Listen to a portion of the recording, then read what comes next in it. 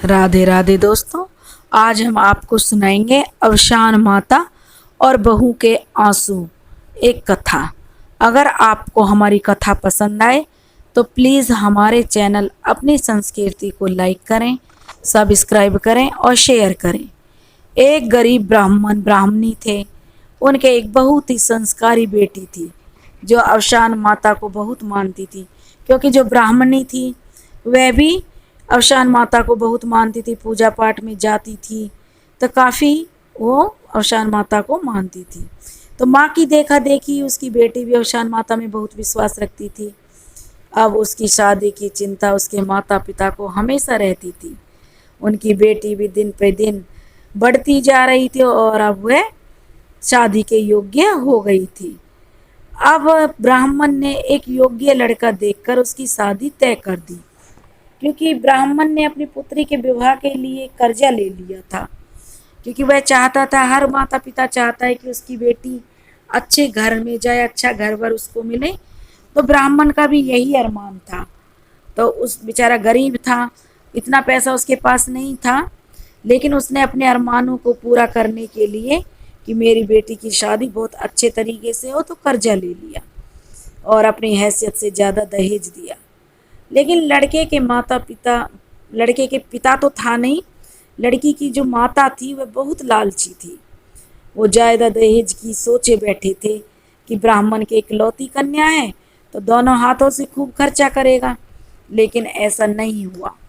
और वे अपने बेटे को जब शादी करके दुल्हन घर गई और उन्होंने देखा कि दहेज के नाम पर कुछ सामान मिला है, तो वह अपने बेटे को भड़काने लगी कि देखो, तुम्हारे ससुर ने तो हमें दहेज के नाम पर 2-4 सामान दे दिया और हमारा मुंह बंद कर दिया। तब वो लड़का था जो वो कहने लगा कि आप ही कह रही थी कि इकलौती कन्या है, सब कुछ तो मेरा ही हो जाएगा, इसीलिए तो मैंने इस गरीब की लड़की से शादी करने के लिए हाँ कहा था। अब तुम ही जिंदगी भर उतारो इसकी आरती। तब लड़के की माँ कहने लगी, बेटा चिंता मत कर, मैं भी देखती हूँ कैसे दहेज नहीं लाती है। अब तक ये उनकी जब माँ बेटी जब ये बातें कर रहे थे, तो दूसरे कमरे में बैठी हुई लड़की ये सारी बातें सुन रही थी। उसकी माँ अपने बेटे से कहती है कि कोई नहीं, हमने तो सोचा था कि इकलौती है, सब तुम्हारे नाम ही हो जाएगी, करवा देंगे। ने तो जो है ना हमारी बेइज्जती करके रख दी है, कुछ भी सामान नहीं दिया है। वह अपने बेटे को भड़काए जा रही थी। इन्होंने तो जो शादी के नाम पर बस खाना पूर्ति कर दी है। लड़की बेचारी, जिसका नाम माता पिता ने बड़े प्यार से राधा रखा था, वह अपने कमरे में बैठी सुनकर रोने लगी। अगले दिन वह सुबह उठी, संस्कार तो उसमें कूट कूट कर भरे हुए थे। नहा धोकर पूजा करने गई तो रसोई में उसकी सास ने उसे डपट दिया कि मैं और मेरा बेटा नंदू तेरे हाथ का कुछ नहीं खाएंगे। तब वह बड़ी विनम्रता से बोली, माँ जी, मैं सबके लिए कुछ ना कुछ बना देती हूँ।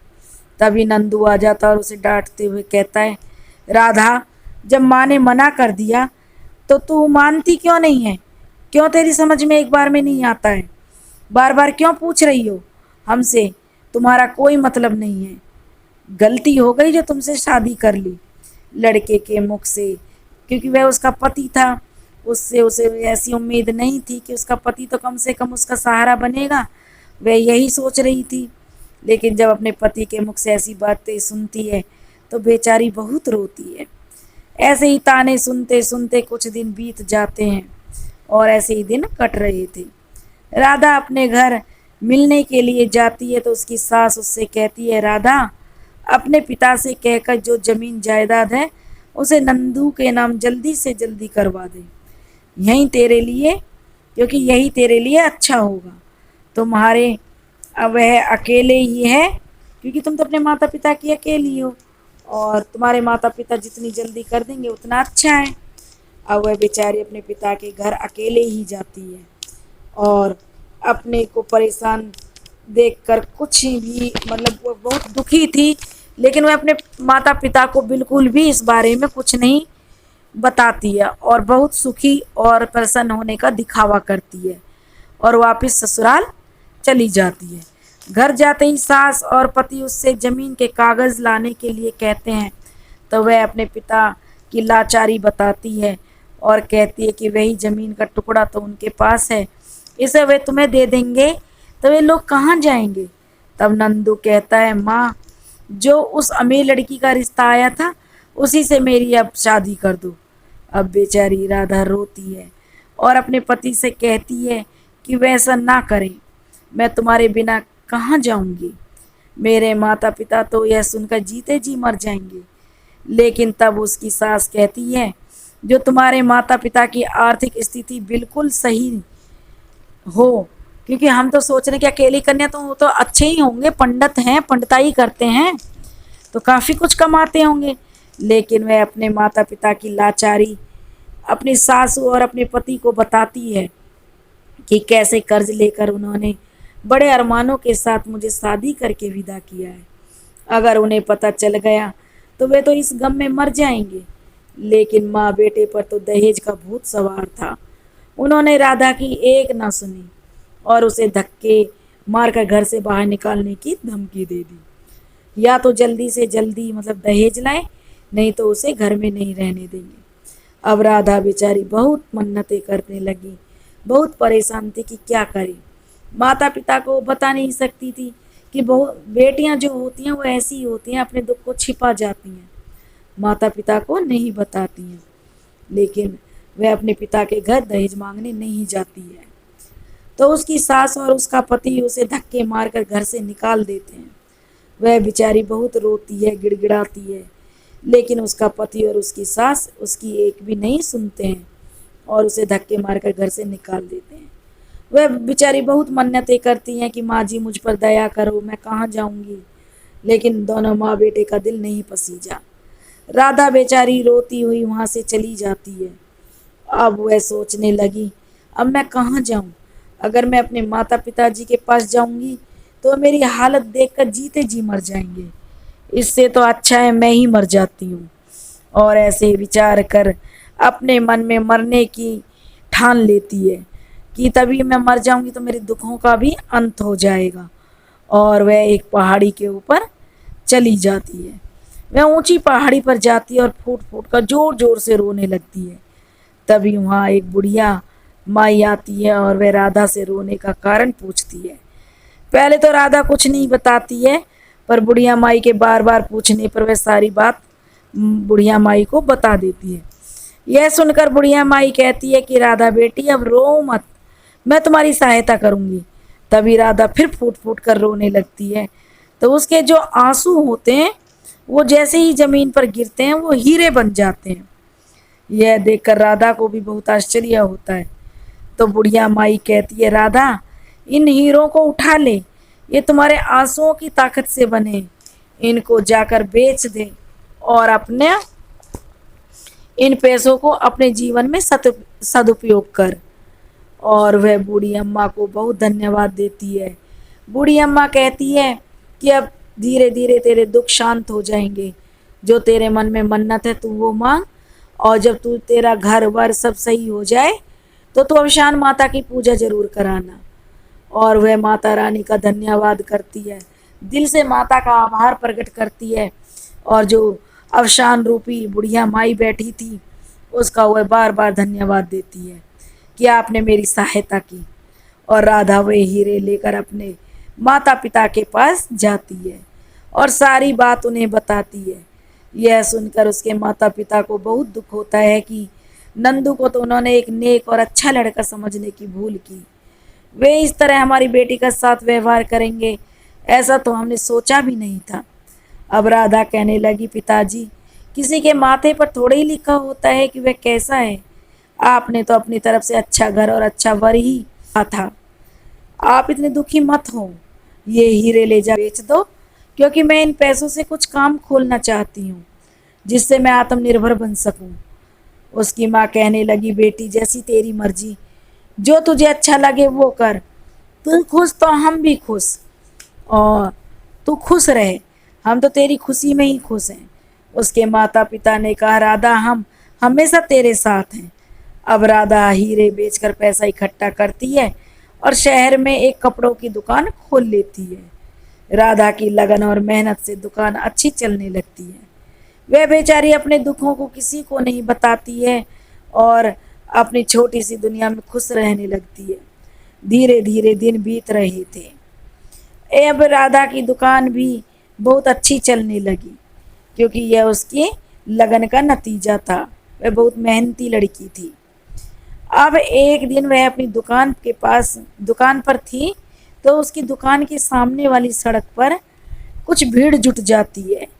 भीड़ जुट जाती है तो वह भी वहाँ उत्सुकता से उसे देखने के लिए जाती है कि ये लोग इतना क्यों इकट्ठे हो रहे हैं। तो वह जाती है तो देखती है कि एक औरत बेहोश पड़ी है और उसका बेटा उसको माँ माँ कह के पुकार रहा है। वह भी देखती है तो वह देखकर चौंक जाती है कि यह तो उसकी सासू माँ है, और यह बेटा जो फटे हाल में भिखारियों के जैसे बैठा है, यह कोई और नहीं, उसका पति नंदू है। तो वह नंदू से पूछते है कि तुम्हारी यह हालत कैसे हो गई। इस पर नंदू कहता है कि माँ ने 2 दिन से कुछ भी नहीं खाया था, इस कारण भूख और गर्मी के कारण माँ की यह हालत हो गई है। तब राधा पूछती है, तुम तो खूब पैसे वाले थे, फिर आज भिखारी कैसे बन गए हैं। तब वह अपनी सास को एक पास के हॉस्पिटल में लेके जाती है और उसका इलाज कराती है। डॉक्टर कहता है कि सही किया जो तुम समय से ले आई, नहीं तो इनका बचा पाना बहुत मुश्किल होता। फिर वह अपने पति से पूछती है कि ऐसा क्या हुआ जो हालात ऐसे हो गए। तभी उसकी सास को भी होश आ जाता है और वह कहती है, राधा बेटी, यह तो हमारे साथ होना ही था, हमारे कर्मों की सजा है। हमने तुझ जैसी अच्छी संस्कारी बहू को नहीं पहचाना और दहेज के लालच में हम फंस गए। तुम्हारे जाने के बाद जिस लड़की से हमने नंदू की शादी कराई, वह बहुत पैसे वाली होने का ढोंग कर रही थी और उसने जो हमारा सब कुछ लूट कर विदेश भाग गई, हमें दाने दाने के लिए मोहताज बना दिया। बेटी, हम तो तुझसे माफ़ी मांगने के लायक भी नहीं रहे। तब राधा कहती है, माँ जी आप ऐसा मत सोचो, मेरे मन में तुम्हारे लिए कोई दुर्भावना नहीं है। आज भी मैं नंदू जी को अपना पति मानती हूँ और आप मेरी सासू माँ हैं, क्योंकि राधा में तो अच्छाई की और अवसान माता की कृपा से उसमें तो अच्छाइयाँ ही इतनी थी। तो वह अपनी दुकान पर जाती है। उसकी सास और उसका पति उसकी दुकान और उसकी लगन को देखकर बहुत खुश होते हैं कि वो लगन उसके अंदर थी कि वो किसी के ऊपर आत्म सहारा नहीं रखा उसने और खुद आत्मनिर्भर बन गई। अब उसकी सास बहुत खुश होती है और अपनी बहू से बार बार माफ़ी मांगती है। तब उसकी बहू राधा कहती है कि माँ जी आप माफ़ी ना मांगे, माफ़ी मांगकर आप मुझे शर्मिंदा कर रहे हो।